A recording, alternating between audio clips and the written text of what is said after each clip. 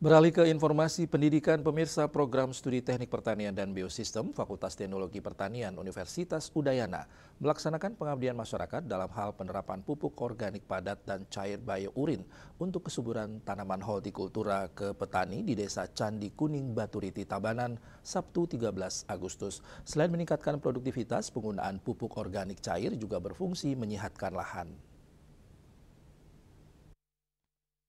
Para dosen program studi teknik pertanian dan biosistem Fakultas Teknologi Pertanian menggandeng kelompok tani hortikultura di Desa Candi Kuning Baturiti Tabanan untuk mengembangkan produksi pupuk organik padat POD dan pupuk organik cair POC secara mandiri melalui proses fermentasi.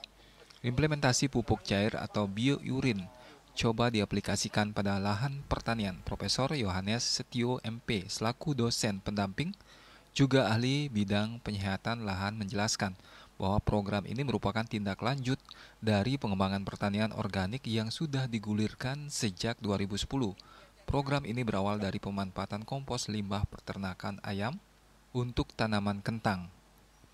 Sekarang program ini dikembangkan lagi menjadi pupuk organik cair biourin yang berasal dari hewan ternak seperti sapi, kambing, babi, dan bahkan kelinci.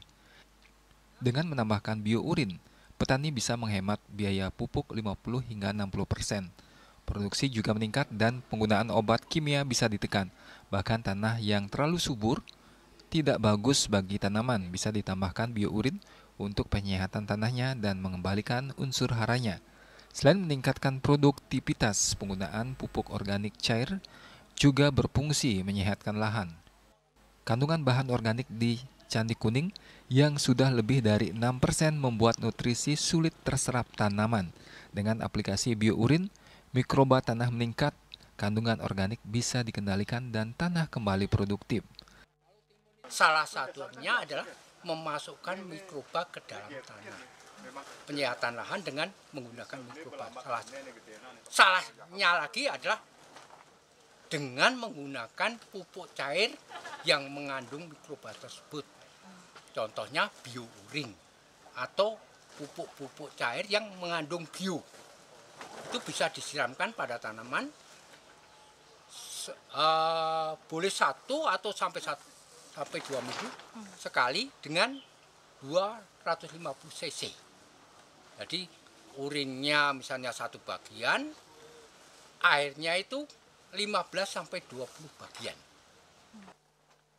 Sementara itu, Wayan Sudiarto, salah satu petani hortikultura khusus sayur mayur, mengaku lahan pertanian menggunakan organik dan pupuk kimia.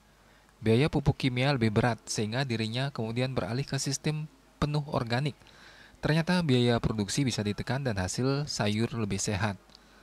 Apalagi saat ini pihaknya diperkenalkan kembali dengan pupuk cair atau biourin yang tentu akan ia coba aplikasikan ke tanaman hortikultura.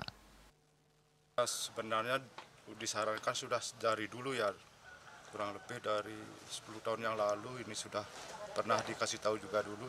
Cuman kita di sini belum mampu menggunakan organik full, ini baru semi dia. Kadang-kadang pakai juga kimia, pupuk kimia, cuman jauh lebih sedikit lah sekarang pakai kimianya. Saya sudah mulai pakai bio itu. Fakultas Teknologi Pertanian Universitas Udayana memastikan program ini akan terus berlanjut melalui kerjasama resmi PKS dengan kelompok tani. Tidak hanya di Candi Kuning, pola ini diterapkan di sejumlah wilayah lainnya seperti Antapan, termasuk di wilayah Kintamani Bangli.